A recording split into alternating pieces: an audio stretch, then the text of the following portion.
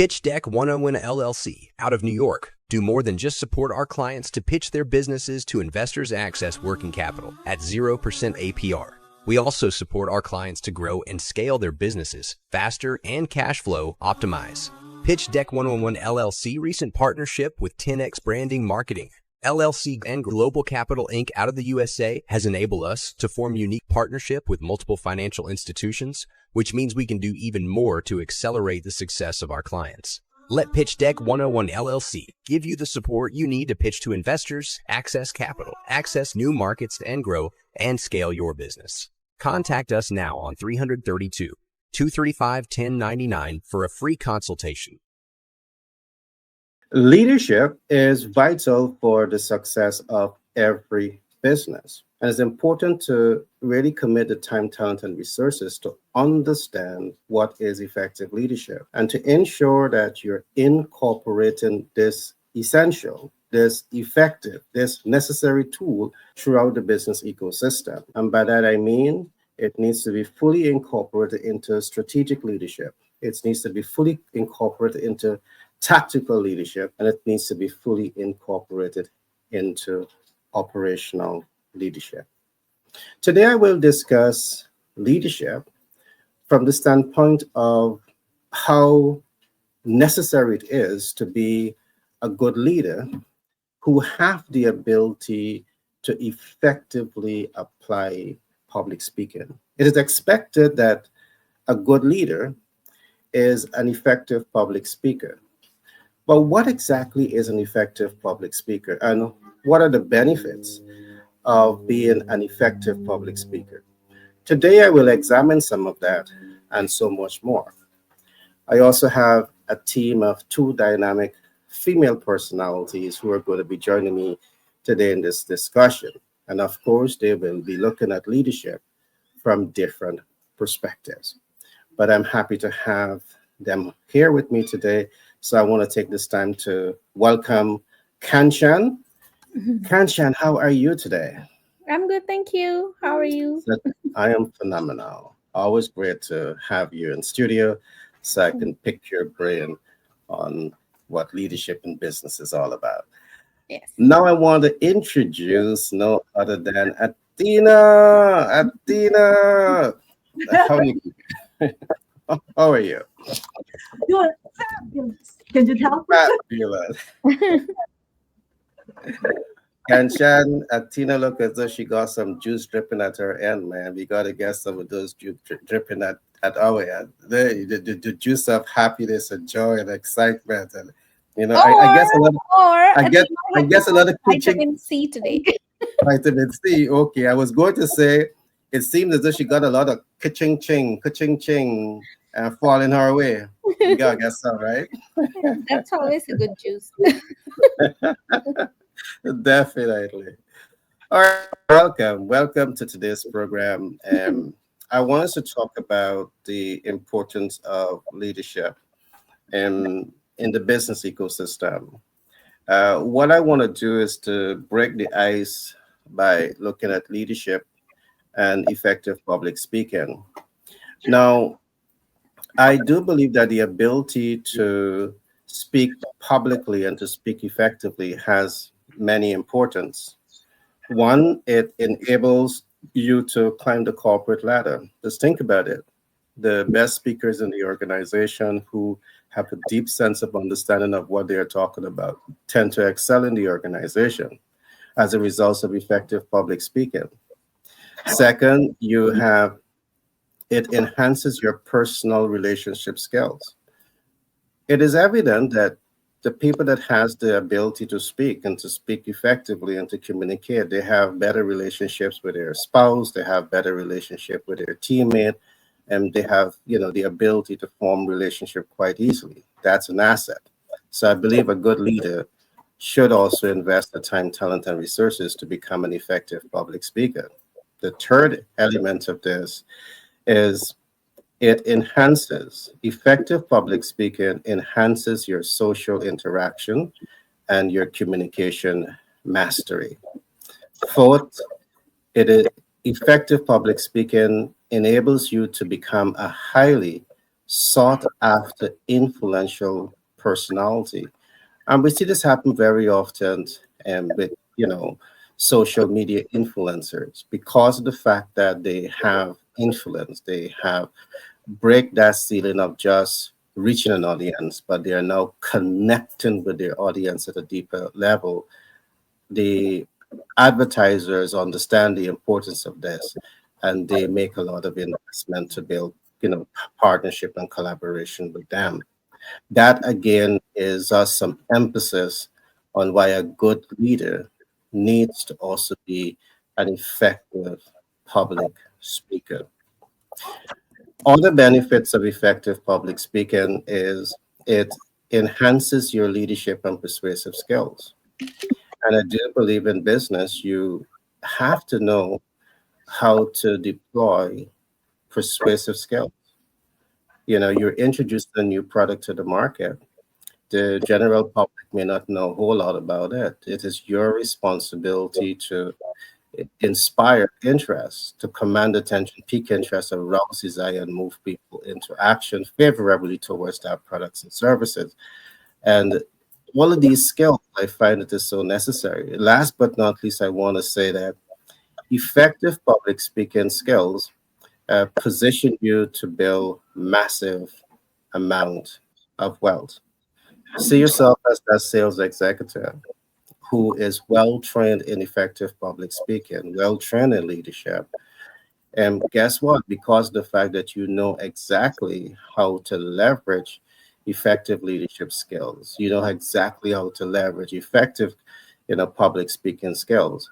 You're able to influence positive public response towards your products and services, and that sets the stage to massively increase that business potential to cash flow.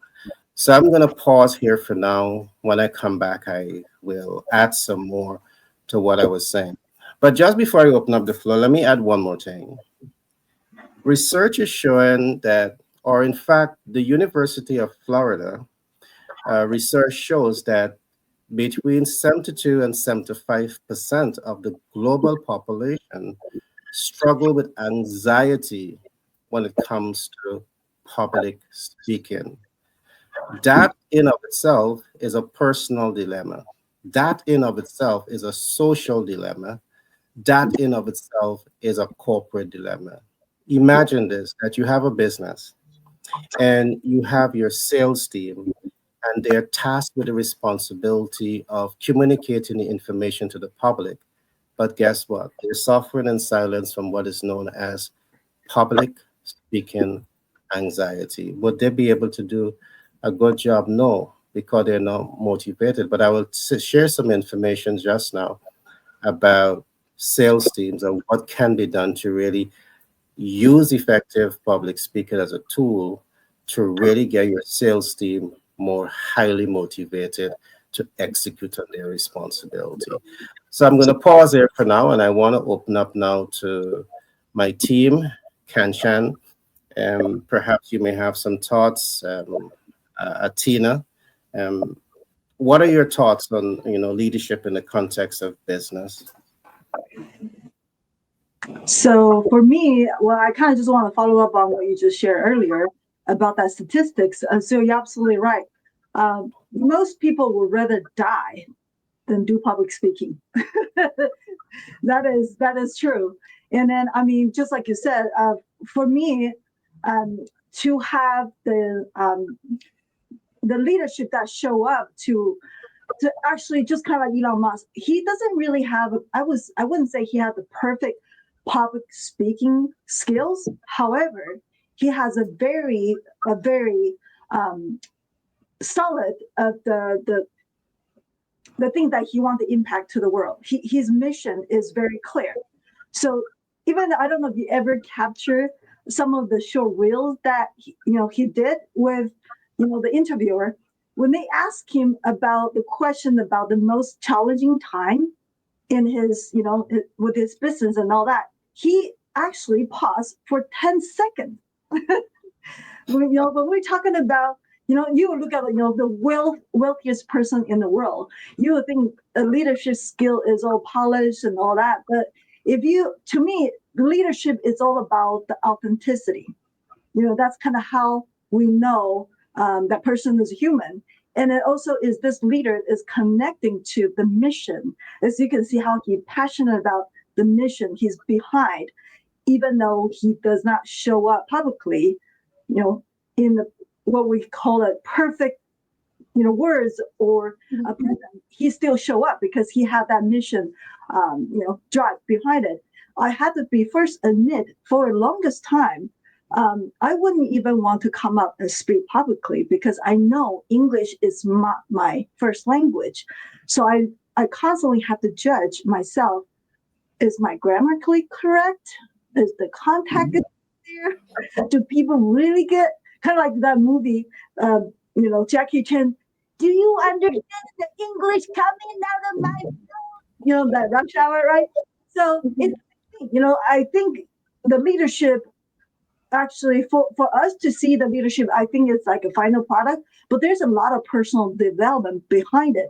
And also the willingness to show up that vulnerable side of it, because you have to be vulnerable to demonstrate that leadership, right? Because that's how you connect with your team, with whoever you're connecting with. So at least that's my take on the very first part of what Gary just shared. Thanks for that share, Tina, and thanks for that share. Kanchan, what are your take? I agree with Athena when it comes to as in the authenticity, as in the being real. And I watch a lot of Elon Musk reels, by the way, so I can absolutely relate to him. And I it's not about agreeing or disagreeing with his approach, but it's more of, yeah, he's really being real. And he, like, forget his mission for a moment. Like, his work speaks for itself already, and he shows his mission through the work examples that he's put out in the world, basically. And he doesn't always do it in the most perfect manner, but he puts himself out there. But on another context, of course, it is beneficial for a leader to be able to as in express themselves in a way that to connect with the audience in a way that it can convey the message, what they want to say, in a way that relates to the audience. And sometimes that is like the way I do it. Like, I always like to use examples, because we understand that sometimes the audience are not always in the same field as ours, but it's a good way to kind of connect with them, to let them know that, hey, what I'm saying could be applicable to you in this manner. This is how it applies to me. It could apply to you in this manner.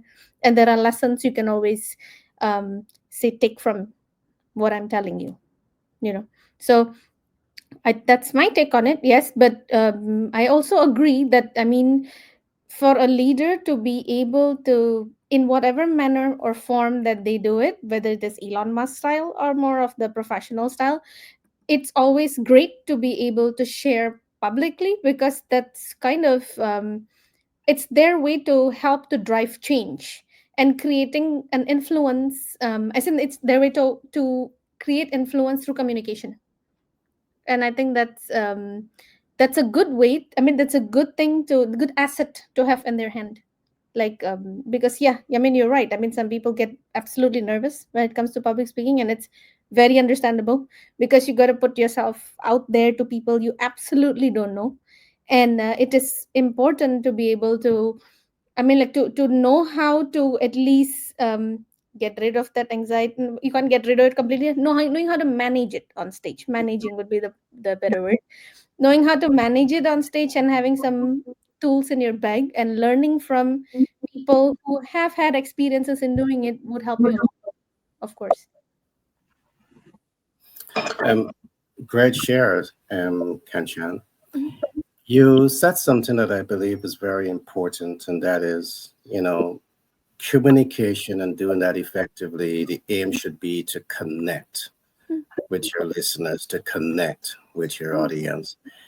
This is something that I recognize that many leaders and many communicators, they struggle with this, because there's one thing to speak, there is one thing to communicate, and it's quite another level when we are talking about connecting with your listeners. And I'm happy to say, if there's anyone out there who is struggling with public speaking, they're experiencing anxiousness and anxiety, I'm happy to say that we have developed a unique platform that speaks to that issue. And that platform is titled Public Speaking Made Easy. Made simple, sorry. And I will give some more information on that as time progress. So I just want to make that point, Martina. I do believe that if any attempt to be an effective public speaker, any attempt to be an effective leader who wants to connect with your listeners, who wants to connect with your audience, you have to take public speaking to a whole nother level. It is good to tell a story, but that story has to be relevant to your listeners. And you find often that the speaker is not taking enough time to collect the information about their listeners, so has to craft their language, to craft their presentation in such a way that ensures that it's aligned to the expectation of the listeners. That now will give them the opportunity to not only reach the listeners' expectations, but to possibly exceed the listeners' expectations. Now, what I want to do, I just want to switch a little bit, and I want to talk a little bit about public speaking, and I want to align public speaking to the sales concept because we have recently done a research, and what we have seen is that people are not necessarily afraid of selling, and very often here the sales leaders are saying to you that they are having a lot of staff turnover in that department. And of course, one of the responsibility of the sales unit is to sell. And the way they sell, in most cases, is through cold calling. They have to get on the phone, they have to place that call, or they have to get out there and they have to verbalize that sale. So what we are seeing from the research is that people are not really afraid of selling. What people are afraid of is public speaking. So if you don't work with your sales team to help them to get past that public speaking, deficit, you will always have that problem to sell, problems with retaining long-term um, staff base. The role as a corporate executive, your role as a corporate executive, corporate leader, directly or indirectly, is to get your team past what we call the public speaking block. All right, the public speaking block. Your ability to do this will set the stage to nurture pure mastery with your sales team and in your institution. Think about this. When you help your sales team to understand what is effective public speaking, they will have the ability to speak to inspire. They will have the ability to speak to connect with their team. They will have the ability to speak to connect with their ideal client. They will have the mastery and the ability to speak to influence positive public response. And after all, this is exactly what you want your sales team to do. But it's not enough to just introduce them to sales techniques and force the sales techniques down their throat, whether you're using push or pull factors of sale. It is important to really get them to understand what it takes to be an effective public speaker. I'm happy to say that we have developed that blueprint. And again, as time progresses, we're going to go deeper into that blueprint to help the corporate sectors across the whole world to better understand how this tool can add significant benefits to them. I'm going to pause here for now. And I don't know if you guys have, any thoughts on what I would have said. People are not afraid of selling; they're afraid of public speaking. And if you get that public speaking block, my God, you're going to be surprised to see how they're going to sell. What are your thoughts? Well, since I'm in the AI world, we definitely have a solution for that. May not be what you want to hear, but hey, it's coming. So there so now we do, well, the way that human nowadays, or at least for the companies, are actually leveraging this particular part is, like you said, training their sales team. Them as a leader, instead of they have to repeatedly say that to their team over and over and over again. Like, when we say leadership and public speaking, could be just small as team meeting, right? Or, the whatever conference, not necessarily always a big stage and all that. So nowadays, technically, the leaders can record their training or the message or whatever their speech, and then they can feed it into their. All right, I'm gonna go get technical here.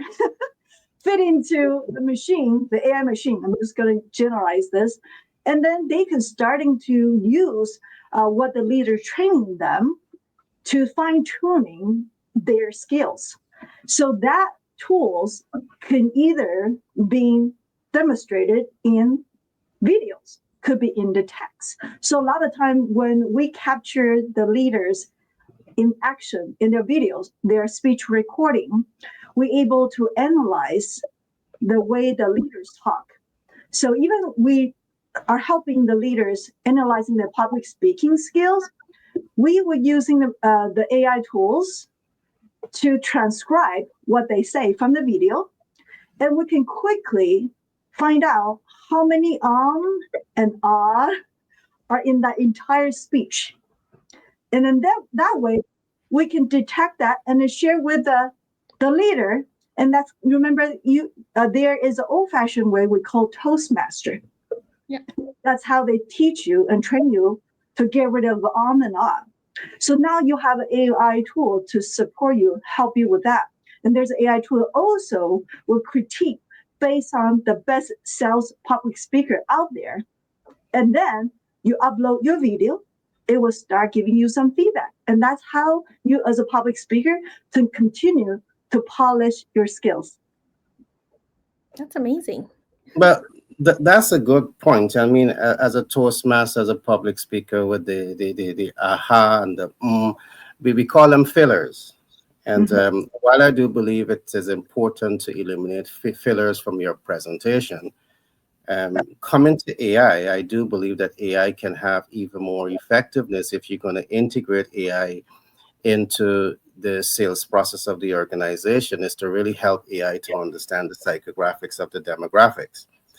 Because once the AI have a better, clearer understanding of the psychographics of the audience base, they can use their language to better connect with people. Because the easiest way to connect with an audience is through psychographics. All right, but we will go deeper into that as time progress. But I take your point. I mean, in Toastmaster, you really, cannot speak and use the and the aha and the is fillers, and you have to totally uh, free yourself of that, what we call public speaking deficiency. Kanchan, your thoughts? Well, my thoughts are leader a leader speaking on a public platform is a form of mentorship through communication. I think that being very I think that having clarity in the way you communicate is very central to getting your point across, because that's a way, like what I said earlier, to connect with your audience. So that's what I think could help is, of course, like what you said, having the tools and refining your skills, public speaking skills through these practices is really vital, because it's, public speaking on stage or even online, and how we look forward to hear the people we look up to speak and get tips from them or whatever. It's our way of learning from our peers or from people who are, we believe, like, oh, they have the tools that could help us. And if they are not clear in the way they speak, or they don't speak in a manner that is, like that is able to connect with us, it won't resonate. You know what I mean? So That's what I believe. Like, I mean, it's so important to have these tools that you're saying and how you're bringing that across. It's because a communication, a leader communicating online in public is a form of mentorship indirectly to the audience. It's a form of they teaching the audience what they want to get the point across. Yeah, great point. Hmm. Um, I think public speak. Recently, I find myself saying that, the ability to communicate clearly and the ability to master public speaking is perhaps one of the best mental health therapy. The average person may not see how it aligns to mental health therapy, but it has tremendous relevance. The ability to, think on your feet, the ability to speak and think through a matter, issues, it's a lot of mental muscles. Mhm. And the way a person is able to respond to these certain issues in speaking form, it can tell you their state of mind.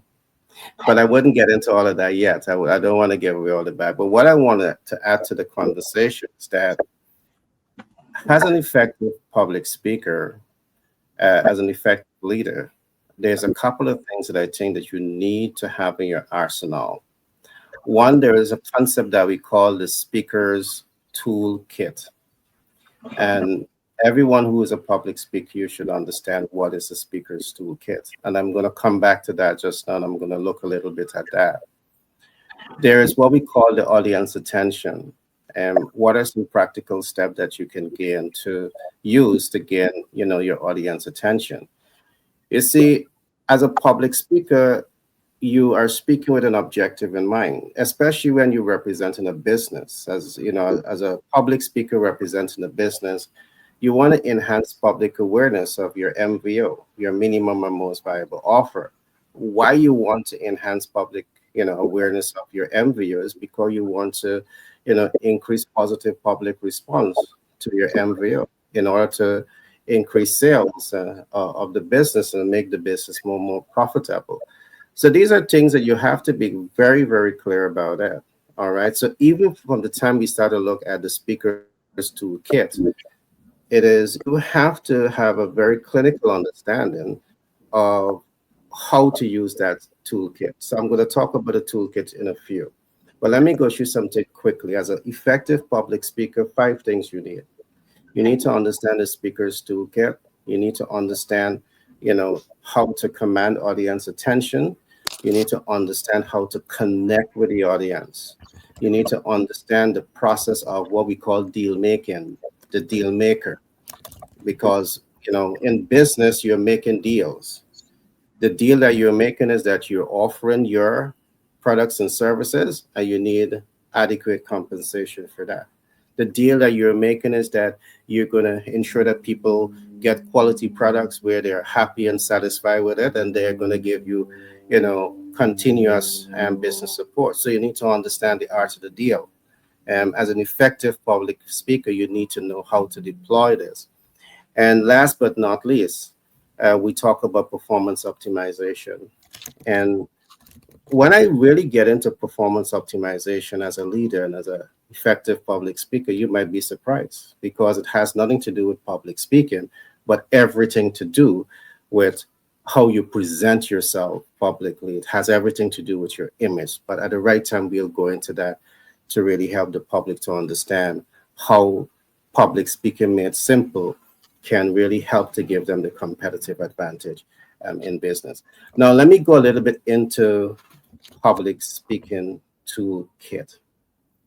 There's 4 important concepts that we talk about here that every public speaker should have in their toolkit. One is, who is your ideal listener? Can you imagine making a sale and you don't know if you're talking to your ideal client? That could be wasting time. That can be wasting corporate resources because you didn't take the time to invest to understand who you're talking to. You are selling Mercedes Benz, but you're talking to people that can only afford to buy a big Ben. You see what's happening there? And that happens because you're not investing enough time to identify your ideal listener. So an effective speaker, particularly so in business, you want to identify who you're talking to. You want to identify what are their specific needs. And then you need to ask yourself, do I have the ability to present myself as an effective public speaker to reach their expectations? In other words, when I speak, the things that I'm going to be saying, would it be able to reach their expectations and possibly exceed their expectations? An effective public speaker, you're not going to speak for because you have big ego.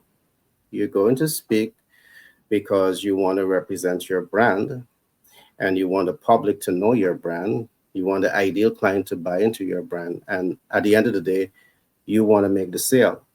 You want to optimize your sales outcome. So these are some important things that you must have in your toolkit as an effective public speaker for business. So I'm just going to pause here a little bit and open up the floor. Perhaps you may want to share your experience in your field, because I know both of you, you are versed. Tina, you're versed in the AI automation, and you may be able to talk some more as the importance of, communication in your department, because in the boardroom, you have to set clear goals. And to set clear goals, you want to be certain that the people that you're speaking to can interpret those goals and execute on them. Kanchani, the similar applies. The same applies. So I would just love to have your take, perhaps if you're not going to share on the importance of what I've just pointed out, to have these speakers toolkit. Or let me put it this way. As an effective speaker, even when I'm speaking to my team, I need to be certain that I'm speaking the right language, the right people. All right. Because if I'm setting corporate goals, but then the team don't have the elements of my team don't have the core competence to execute, but I'm preaching the gospel to them, I'm not going to achieve the objective. So, and as an effective speaker, when I'm speaking even to my team, I want to be certain that I'm speaking the right language to the right people who can execute in predictable way to help me to get predictable outcome. I don't know, your thoughts are open up to you guys. I would say for me, even though AI automation, it is my expertise. However, when it comes to leadership, I always come down to the fundamental part of it is personal brand. What is the leader's brand itself? Because now there's statistics show 82% of the consumers will have the leader's brand has a big influence in their buying decision, 82% now. So that is the reason why when we're thinking about branding the company, I started with branding the leader first. That is the reason why I share what I shared about Elon Musk. As you can see, there's a raving fan behind that. That is for a reason. And that's why when I'm branding the company, I started with look at their leaders. So when we're talking about branding the leaders, we will work on their brand identity, just like everybody have a driver license. Pitch Deck 101 LLC, powering the next generation of unicorns. At Pitch Deck 101 LLC, we specialize in market research, brand innovation, market integration, and client conversion optimization. Our team of experts is dedicated to providing the strategic insights and innovative solutions needed to accelerate growth and unlock your company's full potential. Whether you're a startup looking to attract investors and your ideal clients, or an established business ready for market expansion, we're here to guide you every step of the way. Let Pitch Deck 101 LLC fuel your journey to exceptional business success. Contact us now for a free consultation on how we can position your business to become a unicorn. On the driver license, what do you have information about your license ID, your date of birth, your name? Same thing as a brand identity. What is the leader's brand identity beyond the name? right? What they stands for, what is the message, their label, their tone of voice, the theme they carrying over, even the way they dress. Why am I always wearing yellow? It's not because I didn't shower. It's because that's my brand color, right? You guys didn't laugh. That's supposed to be a joke. Are you guys not listening? I did. I heard that. This is what I meant by create a connection on the subconscious level. So when people see the yellows, oh yeah, I remember that yellow lady. That lady always wearing a yellow dress, and then her smile, whatever. At least that's the kind of the common theme that people had talked about me, and I know I already established my brand in that manner. People always remember the color I wear, the smile I carry everywhere I go, right? That become my signature every time I go as a leader.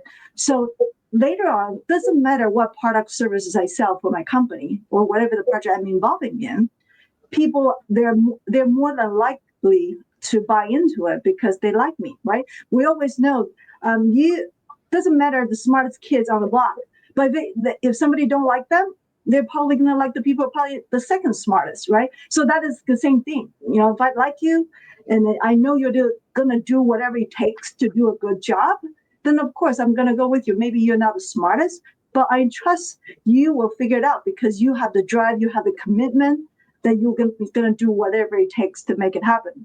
So that is kind of how, whenever I'm working on a leader of the company, of course, determining if this is the leader I'm going to take on in my AI project, I look at the leader. If this is the person I believe their core value, the way they carry themselves, and do they have the drive? Because I don't want to be the one that have to motivate them, because that's the only thing you can really train a leader is the motivation. They have to be able to motivate themselves. So when we take on the AI project, we will look at a leader before we even want to automate their business in a way. It's not just everybody. Oh yeah, you automate things. So so we do select the leader that we want to work with. Just so you know. Okay. Those were some points. I do believe what I'm taking away is that, you do a diagnostic with your ideal avatar, Mhm. and you do the diagnostic to better understand, what are the corporate image, what are the cultures, and I do believe that that's the ground zero. If you're going to give representation to any corporate entity, is to do that full diagnostic, because I do believe, again, as a good leader, as an effective public speaker who is tasked with the responsibility to enhance public awareness on those companies, you need to know what you're talking about. So to be able to do the background check is important. I do believe also that it makes a lot of sense to have a strong culture when you're going publicly and with anything, because I do believe culture is a representation of clear tools, clear processes, and clear systems. And that is the type of information that I think an effective leader will communicate to his audience, to get into what we call the know, the like, and the trust. It's a process. So those were some of the things I have taken away from what you were saying. There's more that I want to say on that, but I'll leave that for another day. But I want to open up now to Kanchan. Kanchan, what are your take? My take is an effective leader, and jumping on what Athena mentioned about brand identity.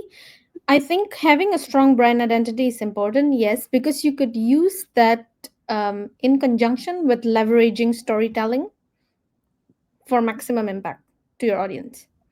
I feel that when a leader shares um, about themselves, as in and how they got to where they are today, it is something that, and with actionable, like with the actionable tools that they got to where they are today, it makes them more relatable to the audience. So I think the brand identity plus the storytelling, how they convey it naturally, like that would really personalize the message to the audience. And obviously speaking the language, I believe in speaking the language and the terms that is easily understood by the audience that you are conveying your message to, because there are certain technical terms that I use in my industry and maybe you use on in your industry that they couldn't relate to. So like changing the terms a little bit in a way that it allows them, in layman's terms, that allows them to understand, makes them be able to relate to you more. And another thing that they could use, again, like because they have such a strong brand identity, leveraging the storytelling plus addressing the pain points of the people, like that is something that would allow the audience to be able to look up to you as a good, not as a good, more as an effective mentor that they could learn from. Because the pain points of audience in general is why they reach out to why they reach out to people off, and why they watch people off online of authority, and and people who they believe to be credible because of their own personal experiences. Mhm. Yeah. You have made two great points. I do believe that having a strong brand identity makes it easier for you and your team to make the sale. Mhm. But not everyone in business is starting from that strong brand identity. Mhm. Hence the importance of having a strong brand identity. I do believe that that's an important point that you would have made. But perhaps in the next program, we can talk about how to leverage brand identity, strong brand identity, to communicate your message and more effectively to your audience. And I'm just going to give a quick tip here. In the case that your brand may be strong, but not established, meaning that you're not know, like, and trust, what is a quick hack or strategies that you can use to get your brand out there? In business, we call it celebrity endorsement. What you can do is take a well-known personality who personal brand that is well established, you get them to come behind you. And that's a very unique way to help to get public buy-in. It may come at a high cost, but I'm saying this is one possibility that you can actually deploy to help move your vision forward. And imagine that, you have all of this set up along with, an effective public speaker to really get the public to buy in, and these strategies can work. The second point that I want to make is on storytelling. I do believe that the ability to tell proper story, to tell story, is vital because as a lecturer for quite a number of years, I've taught at the American University of Peace Study and Marketing. One of the things that I've seen is that what people relate to in most cases is not the intellectual jargons. What people walk away with is those nuggets of information that you drop into the story. The next thing that I've recognized, it is not easy for the average person to incorporate effective storytelling into their messaging. It takes time. All right. It takes many months and sometimes many years to really learn, apply, and master this craft. And I'm saying that in the context because this is important. When we go back to the days when we didn't have these, telephone gadgets. So you spend all your time punching away and swiping to reach the bottom of the screen and you never get there, or you're looking at TV, you listen. Back in those days, the way of communicating was through the campfire. People get around the campfire and they were exercising their mental muscles. All right. They were exercised by communicating through stories.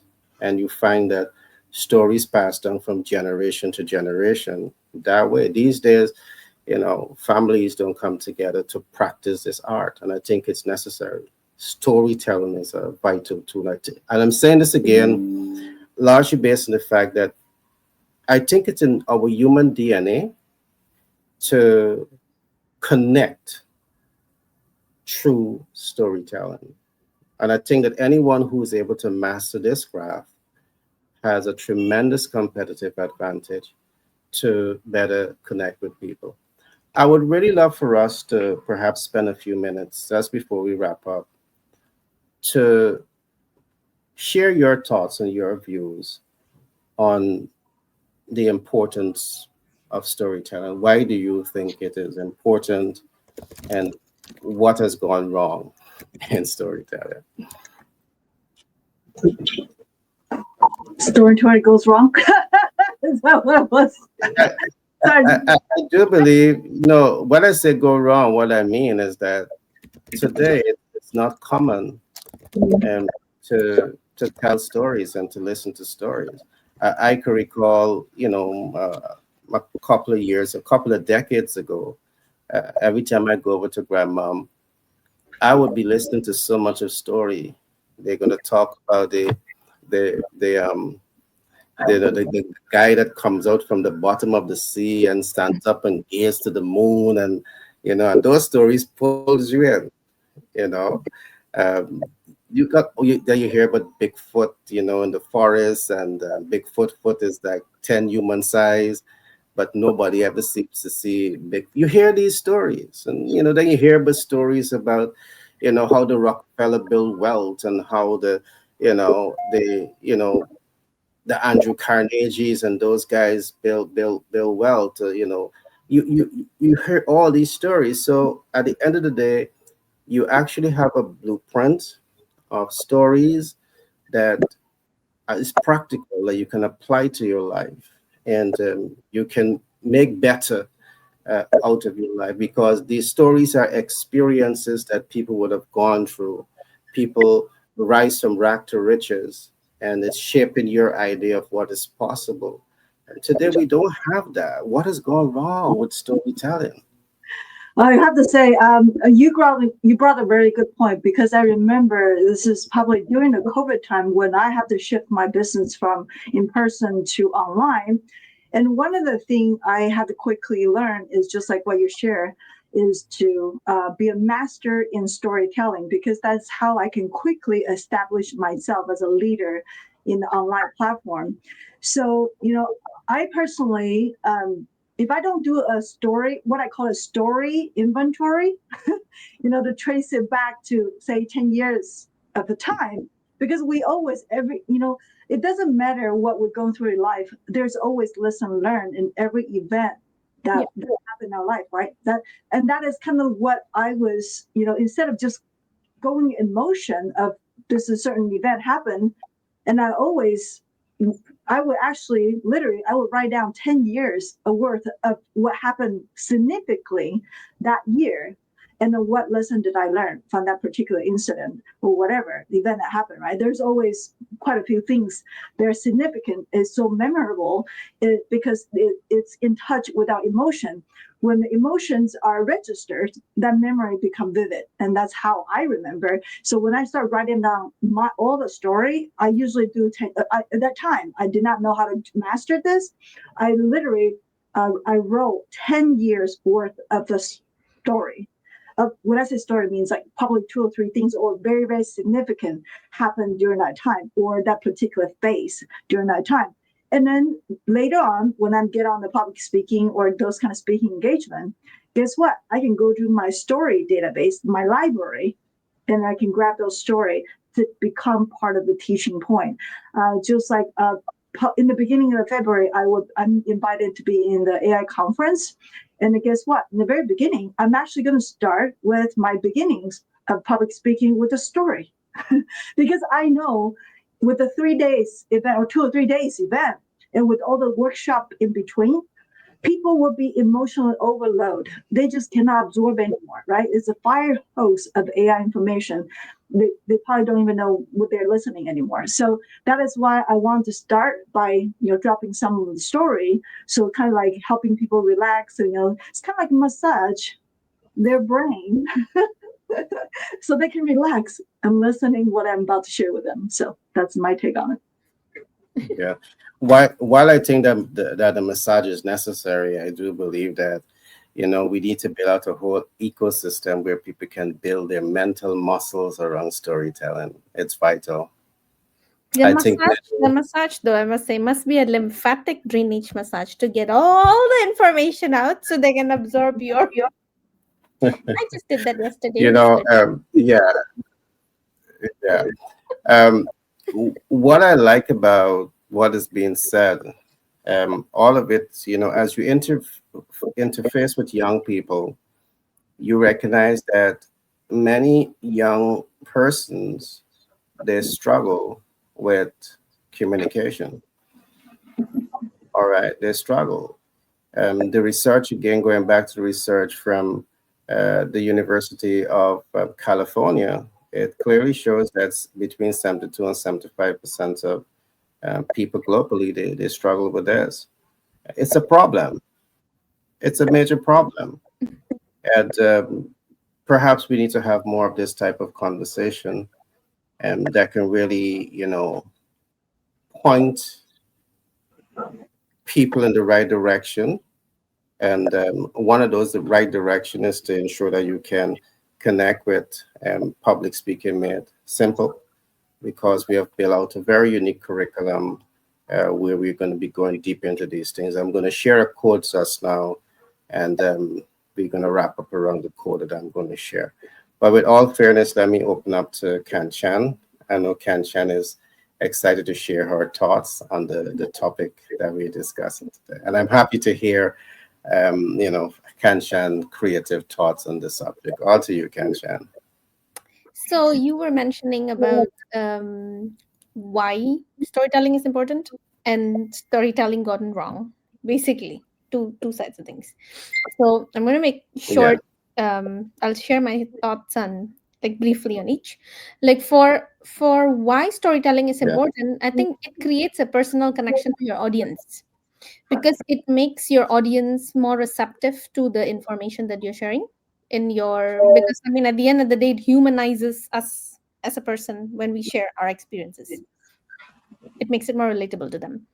And the second thing is also it helps to simplify complex concepts, which like what I mentioned is the language that not only the language we speak, but more of, if for instance, taking my own example, if I'm going to go around blabbering about my industry being off-price fashion, now people who aren't familiar with that term even won't know what on earth am I talking about.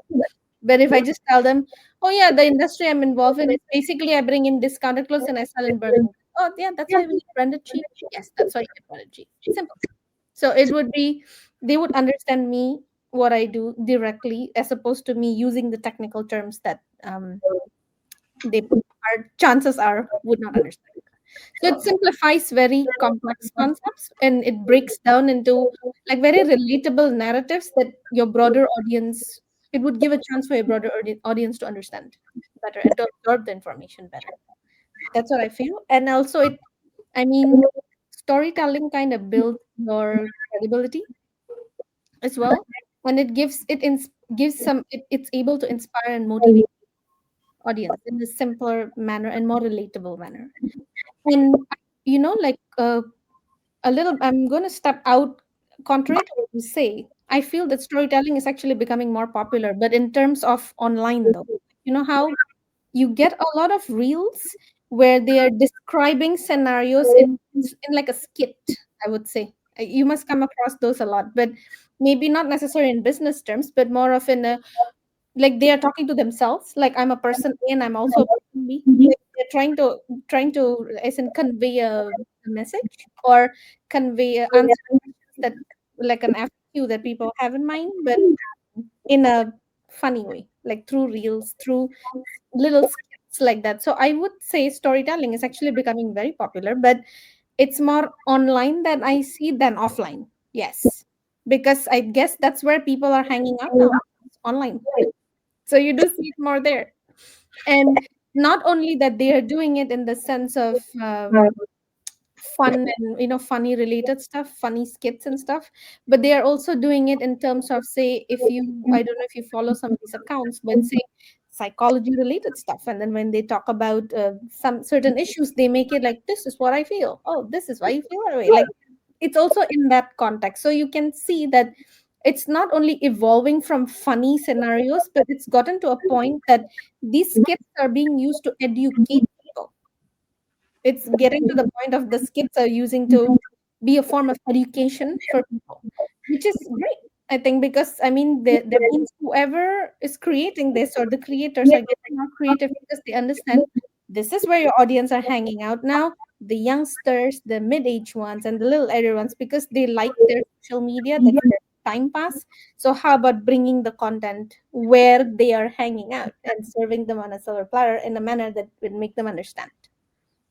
So I think storytelling for me, it's actually becoming very popular, but online. And Right. about storytelling gone wrong, for me, it's just two things really. When we overcomplicate a story, naturally your audience don't understand.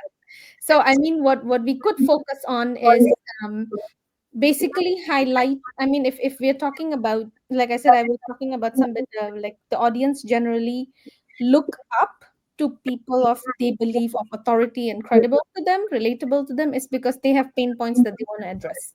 So I feel that as leaders, you could make it very simple when you're talking about an issue and the solution. Like there is no need to overcomplicate in the middle on the details that would make them confused. I would say. And you could always it's in the context of that issue in a simple manner to be more relatable to them. That's what I believe, that the gone wrong is when you overcomplicate and when you overload the story which with way too much data. Because again, they don't need to know everything. They just need to know what's relevant, basically. Because in that story, that the important the data, sometimes it's important, yes, but you only convey what's important for them to know. Like if there are a lot of logistical details, whatever, that's not important, they don't need to know that. They just know what's the problem, what's the solution, and the bridge in relation to it. You could simplify that. It doesn't have to be that we bombard them with everything. It's going to make it difficult for them to understand. That's what I think. That's a gone wrong, is the overload. Like and online, it's more of a too long of a video would be something that that's why you see people making short reels, because you know that the attention span of people are also getting shorter. So it's a, I guess, not the greatest way to go about making reels which are a certain number of time. I think the content creators understand that, so they You're absolutely right, because right now our human attention span is short. Yeah. It's shorter But both Athena and Kanchan, you need to do the analysis why the attention span is getting shorter. Mhm. Is because of years of socialization, years of programming with AI, yeah, has been completely detached from detailed. Mhm. They just want a quick adrenaline rush, and then they move on to the next quick adrenaline rush, which is not doing well for their mental health. All right, Yeah. it's not good for their mental health. Can you imagine that you have a leader in your office that has a short concentration span, and you have to negotiate a deal, and sometimes negotiating a deal takes not minutes, it takes hours. Yeah, But sometimes because they days. have, sometimes days, but because they have this little bit of brain power, they're not able to function effectively. Yep.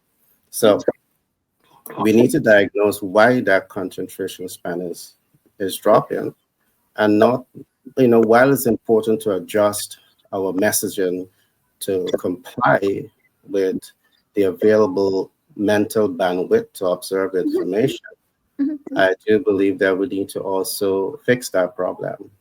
All Mhm. right, fix that problem. And there's a couple of things that I want to say in terms of that. And one, I do believe that there's lots of stories that is being told out there. All right, there's no shortage of story. But the big question you want to ask yourself, are those messaging serving your best interests? There's a there's a lot of storytelling that is well orchestrated based on deception, and largely because of the fact that we learn only in the theory, not necessarily in the practice. I Mhm. think it's taken away some of human critical thinking skills. All right. I think that we've seen across the world, very often you hear things, and instead of question things, instead of investigating things, you simply comply with that new information. Even in cases when the information that you're getting does not correspond with your core belief, it conflicts cultures and your general belief. You're not pushing back. And so there's a whole lot that we can go into here on public speaking. To me, an effective public speaker uh, is, for me, it's more than just getting the information. It's about you being able to get the information, distill facts from fiction, and take a position and effectively, articulate yourself from that position of strength. That for me, it's what effective leadership and effective speaking is all about. It's about being able to give collective representation. But we are now doing what we call a book of quote on public speaking, and I want to share it with you guys and just get your thoughts on it as we begin to wrap up today's program. I'm going to share some thoughts. Just want to get some views. Now I'm starting. Effective public speaking is like being a master at self-defense. What I'm doing, I'm personifying effective public speaking. And let me give some reasons why. Effective public speaking gives you the confidence to represent yourself. Now, to represent yourself simply means that you are the confident you. You are the form you as you represent yourself. You're the respectful you. Not because you're representing yourself, you're going to be disrespectful and diss others. As an effective speaker with confidence, you're focusing on the solution, not escalating the problem. I think this is what an effective speaker does. So that's one benefit. Effective public speaker give you the ability to advocate for others. I do believe that it is so important to elevate your public speaking skills to be able to speak for others. I think when you have a business, you're representing others. And I think even as a civil member of society, you're representing others. Only recently, I was looking at a matter. I don't know if you guys know Wendy Williams. She's a popular talk show host. And I was so surprised to see how she fell from grace, and she's now, in a custody battle. She's a custody battle for herself. Some guardian legal minds take away all of her rights, and she's now feeling as though she is trapped into a prison. You laugh, and she is now, reaching out to friends to help her to advocate on her behalf. I think this is what effective public speakers do. It's not necessarily about you knowing the tool and you just weaponize it for yourself. Sometimes you have to help people as a good public speaker. Third, I do believe that effective public speaking gives you the tools to stand up tall in the eyes of a storm. In business and in life, you may have to do battle, and you have to be able to use effective public speaking to represent yourself and the collective while maintaining your calm in a storm.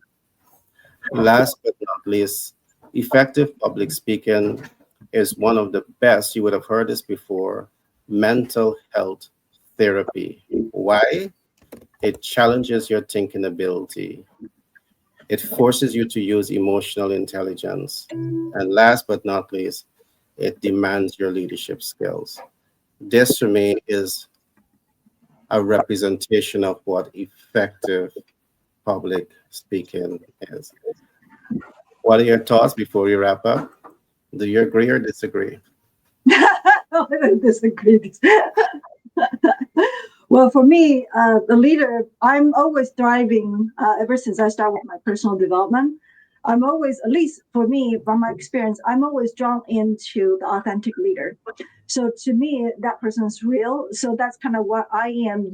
I'm using that as one of my model. As whenever either I showing up myself as that way, or when I'm teaching others, inspiring my team, I'm doing exactly what I said I would do to be that, is either inspired leader or authentic leader. I'm even being vulnerable in front of my team or sometimes in front of our clients. When I say vulnerable, it's not like, oh, you just start crying. That is not, that's not what I meant by being vulnerable. Of course, when we're sharing our part of the story, there's part of the vulnerability is actually just what all of us were sharing earlier. It's a way to connect. So for me, is to share what was a lesson learned. Therefore, they feel like, oh, you're not in that kind of like a pedestal so high up. Oh, I can't be where you at in the future, whatever, because they feel like, oh, you're just already so accomplished.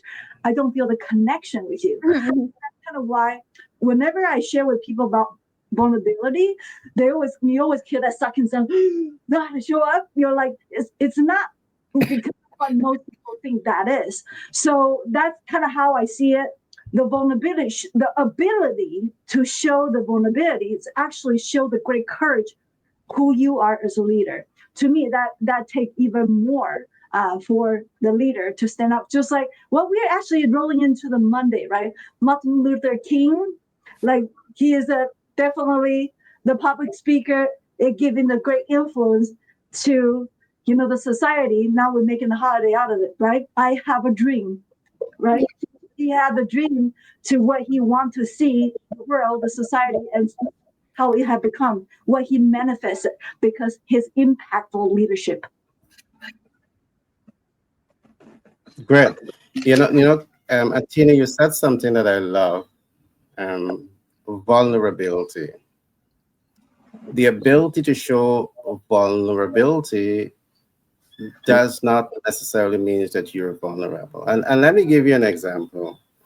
Today I'm driving with my two sons, and I'm in a family that they all are martial arts specialists. My two sons, they're black belt specialists. But the moment you talk, another side come out, not the vulnerable side, the other side. The moment anybody public try to get in their way, the other side come out. So I said, no, that's not how you do it. You have to be vulnerable. You know why? Because you're supposed to be you're confident that you can defend yourself, but not because you can defend yourself, you're gonna take advantage of people. Don't do that. Be vulnerable. But if people mistake it for being soft and stupid, you know exactly what to do. So there's important to show up that, get accustomed to that vulnerable side. But you need to be conscious of what you're doing. Love it. Great point. Atina, Kanchan?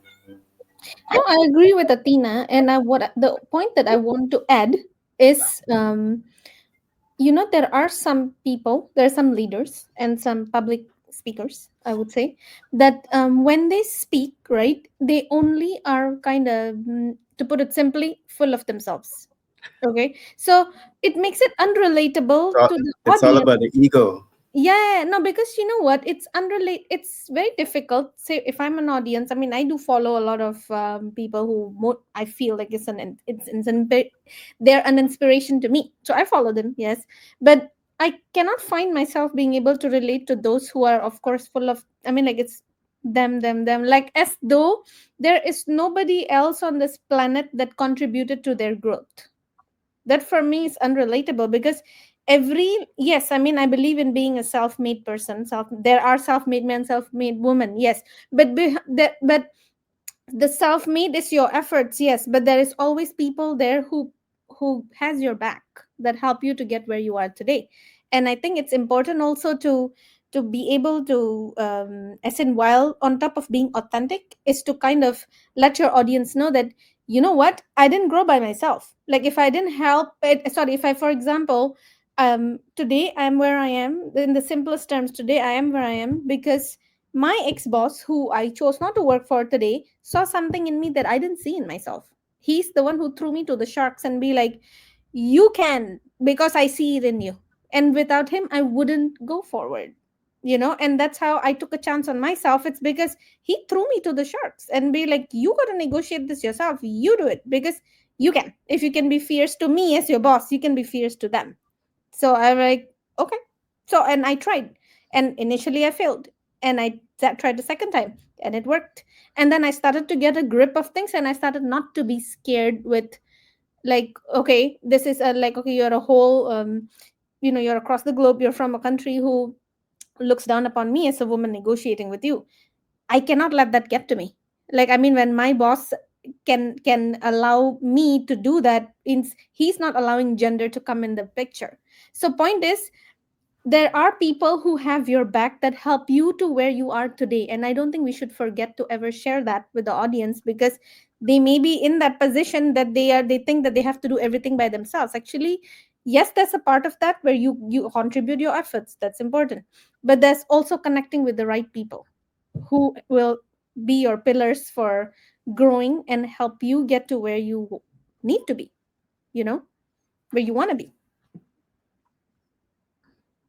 That's it. That's a Hmm. very interesting point you would have made there. Mhm. And I do believe that life becomes so much easier for Mhm. rising stars in business and rising stars in life when they recognize a significant role that four interesting players can play in their life: the mentor, get a mentor; the coach, get a coach; your sponsor, get a sponsor; supportive community, become part of supportive communities. Because to me, that's what a great leader do. He surround him or herself with some of the best people, some of the best mentor. And what it is that I would say is that you might be good in your field, and kudos to you, but Yeah. you're not good in everything. You may still need a mentor in other areas.